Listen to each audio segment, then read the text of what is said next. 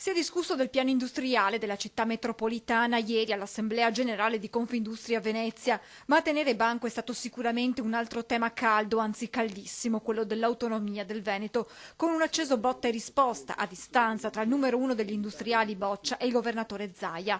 Quest'ultimo, che difende il volere dei veneti espresso nel referendum del 2017, ribadisce la necessità di fare in fretta e si dice positivo, forte anche delle ultime dichiarazioni del ministro Stefani. Dall'altra, per il presidente di Confindustria Venezia, quello dell'autonomia è un percorso positivo purché elemento di maggiore competitività. Occorre evitare, ha detto Boccia, di costruire nuovi centralismi e l'autonomia non deve essere merce di scambio che porti a non avere provvedimenti a favore dell'economia reale del paese. La clausola di supremazia, ha continuato Boccia, rimane determinante in certi ambiti come quello dell'energia, per cui l'autonomia va vista all'interno della questione italiana. Positivi, l'abbiamo detto, purché siano elementi di efficienza del territorio e quindi di maggiore competitività.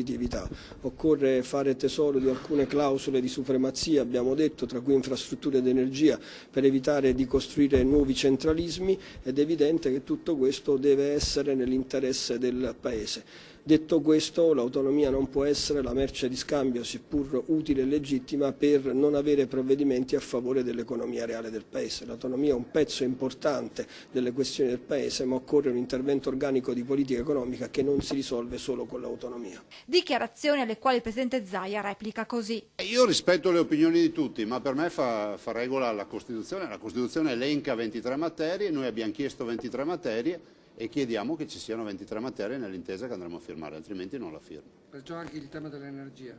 Tutte e 23 le materie previste dalla Costituzione. Se poi non vanno bene le 23 materie è più semplice proporre una proposta di modifica della Costituzione, perché altrimenti la Costituzione vigente oggi noi abbiamo la facoltà di chiedere 23 materie. Per il presidente di Assolombarda, Bonomi, l'autonomia va vista in un'ottica di crescita complessiva del Paese. Io penso che l'autonomia deve essere un valore aggiunto, quindi non deve essere vista in una visione scissionistica del Paese, ma uno strumento a disposizione di tutte le aree affinché possano esaltare il valore aggiunto dei propri territori.